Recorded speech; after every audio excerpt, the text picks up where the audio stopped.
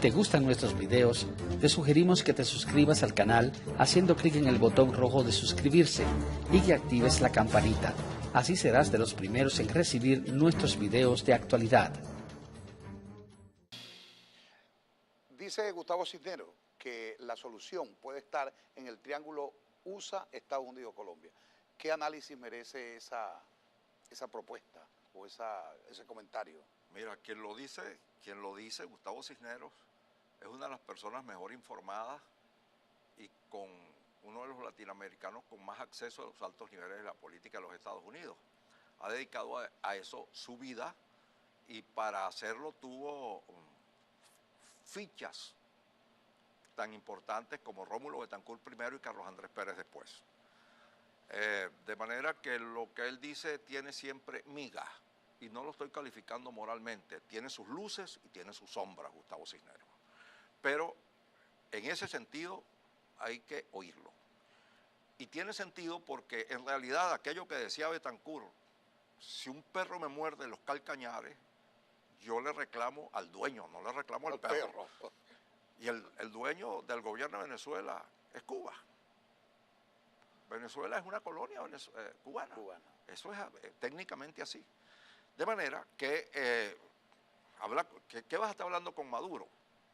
Casi fue un jalón de orejas para No hablo con el dueño, hablo con el payaso, sino con el dueño del circo. Exacto, anda a hablar con el dueño del circo. Habla con Castro y llega a una forma de acuerdo con él para que suelte a Venezuela. A cambio, por ejemplo, de que le sigan dando petróleo, de que el nuevo gobierno de Venezuela... Pero habla con Castro. ¿Qué vas a estar hablando con el pobre Maduro? Hablando de payasos, Rafael, hemos visto en las redes sociales los tristes ejercicios militares venezolanos. ¿A qué obedecerá? Mira, esa payasada? Eso es profundamente doloroso, que nos hayan expuesto. Mira, Padrino, hay cosas que reprocharles, pero yo siento que lo que vamos a recordar es que nos haya sometido a esa humillación, demostrar esos pobres señores ahí que les dieron 4 lochas para que se monten sobre un caucho, brincando ahí como si eso. Pero bueno, chicos, ve las películas siquiera, porque tú veas lo que son los Marines. Y además es que esa es una situación que nunca se va a presentar. Yo he estado íntimamente relacionado con las Fuerzas Armadas de Venezuela. Puedo decir que durante los 5 años del gobierno de Jaime Lucinchi, en la Comisión de Defensa, quien tenía más contacto, el contacto entre el presidente y las Fuerzas Armadas, fui yo. Y se hicieron aquellas Fuerzas Armadas que fueron capaces de pararle el trote a Colombia cuando el incidente del Caldas. Claro. Ajá, cuando ellos, para el presidente Virgilio Barco de Colombia, para ver cómo estaba Venezuela, a ver si era verdad que estaba, porque hacíamos unos ejercicios militares que aquello era de tomar, por ejemplo... No esta tristeza que estamos viendo. Unos ejercicios militares con fuerza aérea y ejército combinados, que eran espectaculares, y llevábamos a la base de Carrizal a los embajadores, por ejemplo, de Colombia y todos los para que vieran qué era lo que había. Y cuando Colombia metió en las aguas territoriales de Venezuela la corbeta Caldas, a las 3 horas tenía 2 corbetas misilísticas venezolanas en los costillares. Teníamos listo el sistema Mirage y el sistema F-16 en plena operatividad, listos en Maracaibo y Barquisimeto, y teníamos 20.000 hombres en la frontera con los tanques AMX-30 preparados y los puentes adecuados para que esos tanques llegaran a la frontera. Les hubiéramos dado un one side. Una pregunta que traí de los cabellos. ¿Qué papel juega ExxonMobil en todo esto? Determinante. En la posición norteamericana. Determinante. La política norteamericana está combinada con la economía con de los intereses económicos, lo cual es muy saludable. Eso es lo que es un gran país. Entonces las grandes corporaciones sirven al Estado y se sirven del Estado. El Estado las ayuda, porque eso es lo que crea empleo y lo que trae dinero para los Estados Unidos. A nosotros los venezolanos eso puede convenirnos o no convenirnos según el caso, según el acuerdo que hagamos. Ahorita vamos en desventaja, porque ExxonMobil ha encontrado, no uno, como he dicho anteriormente en algunos programas, no un bolsón energético que ya para entonces, en noviembre del año pasado, se consideraba el más grande del mundo, sino que ahora, hace menos de un mes, anunció que ha encontrado otro de la misma dimensión. Y lo ha encontrado en las aguas territoriales de Guyana reclamadas por Venezuela, reclamación aceptada por los organismos Y que hemos internacionales. olvidado, por cierto, la reclamación de Guyana. Eso es determinante. La hemos olvidado por completo. Y la olvidó el chavismo por sumisión a Con Fidel tanto Castro. nacionalismo, ¿no? Por sumisión a Fidel Castro, que tiene una política de acercamiento con países como Guyana. Entonces renunciamos al interés nacional venezolano, militares venezolanos. Eso es intolerable que ustedes, no le digo que lo tumben, pero que se lo reclamen con la cara alta a usted, general Padrino, que también está entregando el país. Eso es indignante. ¿Cómo es posible que hayamos entregado el Esequibo? Pues bien, ahora encuentran esa gran riqueza, que por eso fue que Pérez Alfonso le dijo a Betancur: reclama ahí, Rómulo, que ahí hay petróleo. Y se llevaron los recaudos y los organismos internacionales aceptaron que había un caso, y eso se durmió en las Naciones Unidas. Pero apenas llegó, se puede recuperar. Apenas llegó ExxonMobil al poder, porque llegó al poder a través de Tillerson, que es el secretario de pasa Estado. de presidente de ExxonMobil a cortar el bacalao como secretario de Estado, cosa muy saludable. Hombre competente aquí que pasa a tener altas responsabilidades de Estado. En lo que interesa a los Estados Unidos, que el petróleo es lo que sigue moviendo la economía mundial, sigue siendo el factor que decide. Bueno, entonces resulta que apenas llega Tillerson, el secretario general de las Naciones Unidas anuncia, esto es lo importante, todo lo demás es paja, anuncia que han encargado el caso del Esequibo a un eficaz árbitro escandinavo, un noruego que fue el que montó el muñeco de Sarajevo, el que arregló la cosa de los Balcanes, está a cargo. Y ese señor declara, a su vez, que si él no puede arreglar esto en el año 17, en el año 18 lo pasa al Tribunal de la Haya, que va a fallar. ¿A quién pertenece el Esequibo? Y nosotros estamos en este momento metidos en cosas cuando deberíamos estar unidos todos los venezolanos en la defensa, para preparar la defensa en ese inminente caso que se va a presentar en el Tribunal Internacional de la Haya, en que se va a decidir de quién es ese máximo bolsón energético de petróleo y gas que está frente a la zona reclamada. Ahí está el interés de nosotros, ahí está el interés de Estados Unidos. Decidiendo que qué fue lo que votamos el 16 de junio. Mira, a mí me dan ganas de llorar. No, la ingenuidad o la falta de información. Pero lo podemos recuperar. Mira, si nos movemos, a las grandes potencias no les interesa. Les interesa una Venezuela débil para que no pueda reclamar cuando se presente. Lo mismo nos pasó cuando se discutió el Esequibo en el lomo de los siglos XIX y XX. Ahora en el siglo de 20 y 21 tenemos la misma situación. Un gobierno incompetente, antinacional, proimperialista sin proponérselo, que entrega el Esequibo como lo entregó el gobierno de Andrade y el gobierno de Cipriano Castro en el lomo de los siglos XIX y XX. Nos queda un minuto, Rafael. Dos consideraciones. El cierre de estas emisoras por parte del régimen y la ausencia o el olvido, al parecer, por parte de la dirigencia política del magistrado Serpa. Nadie hablaba del magistrado Serpa, que por cierto salió en libertad el pasado viernes. El magistrado Serpa, si queríamos que lo soltaran, ¿qué se podía hacer? Hablar con el gobierno. Mire, esto no... pero si no dejan que hablen con el gobierno, van a sacar muchachos a la calle, suelten al magistrado Serpa. ¿Tú crees que iban a soltarlo por eso? Había que hablar con el gobierno. Supongo que hablaron con el gobierno y le dijeron, pero mire, ¿cómo es posible? Vamos a llevar este caso y amenazarlo con acciones internacionales. Y el cierre de las emisoras, la no renovación de las concesiones. Bueno, eso ellos saben, piensan. Este es un modelo como el de Cuba, como el que Fidel Castro ejecutó en Cuba. A los 2 años ya no había ni emisoras, ni oposición, ni nada. Estos van para 20 años y todavía hay algunas emisoras, hay algunos periódicos. A nosotros no nos dan papel, no nos venden papel.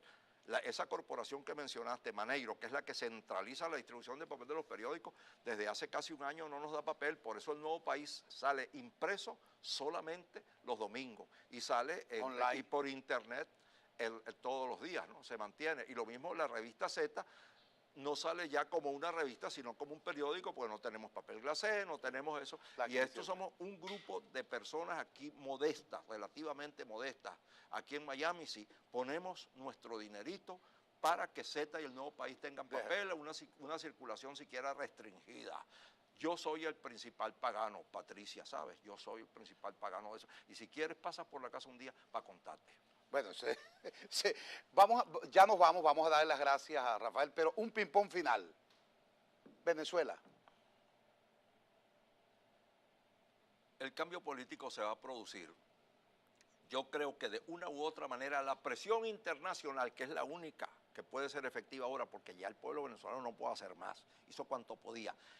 Los intereses internacionales para quienes es conveniente, grandísimos intereses, hemos mencionado ExxonMobil, que es la corporación más grande del planeta, para quienes es necesario que haya una situación política seria en Venezuela, van a terminar imponiendo su criterio y en Venezuela va a haber el cambio político hacia la democracia. Recuerdo aquella frase, a quienes dicen, pero las grandes corporaciones, en nuestro sistema democrático, las mejores cosas se hacen por los peores motivos. Trump. Es un hábil vendedor. Maduro. Es un pobre hombre colocado en una responsabilidad superior a sus facultades. Chávez.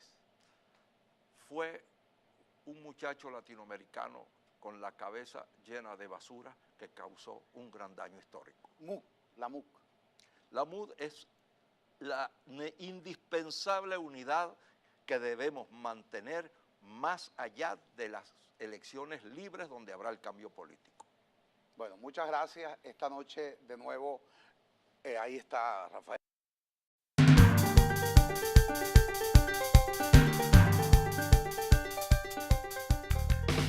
Si te gustan nuestros videos, te sugerimos que te suscribas al canal haciendo clic en el botón rojo de suscribirse y que actives la campanita. Así serás de los primeros en recibir nuestros videos de actualidad. Dice Gustavo Cisneros que la solución puede estar en el triángulo USA, Estados Unidos, Colombia. ¿Qué análisis merece esa propuesta o ese comentario?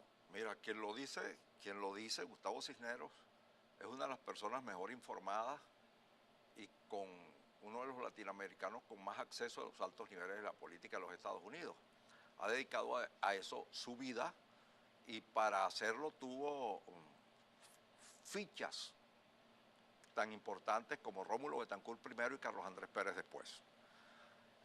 De manera que lo que él dice tiene siempre miga. Y no lo estoy calificando moralmente, tiene sus luces y tiene sus sombras, Gustavo Cisneros. Pero en ese sentido hay que oírlo.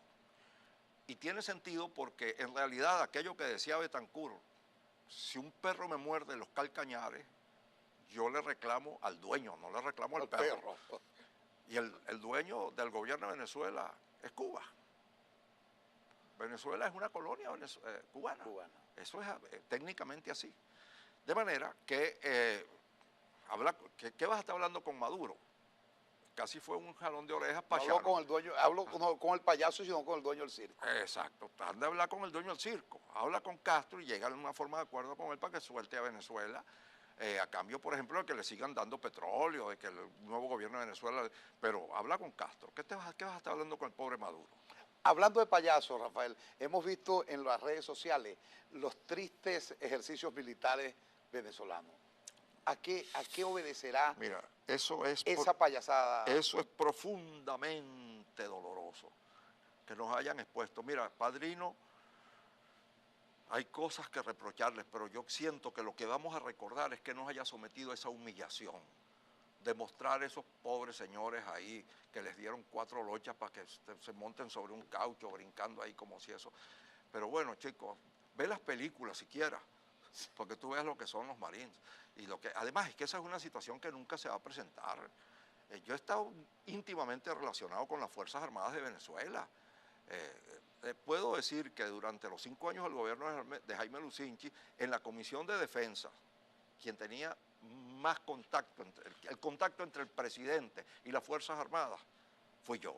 y se hicieron aquellas Fuerzas Armadas que fueron capaces de pararle el trote a Caldas. Colombia Cuando el el Caldas. incidente del Caldas. Del Caldas, claro. Ajá, cuando ellos el presidente Virgilio Barco de Colombia, para ver cómo estaba Venezuela, a ver si era verdad que estaba, porque hacíamos unos ejercicios militares que aquello era de tomar, por ejemplo... No esta tristeza que estamos No, viendo. unos ejercicios militares con fuerza aérea y ejército combinados que eran espectaculares y llevábamos a la base de Carrizal a los embajadores, por ejemplo, de Colombia y todos los para que vieran qué era lo que había.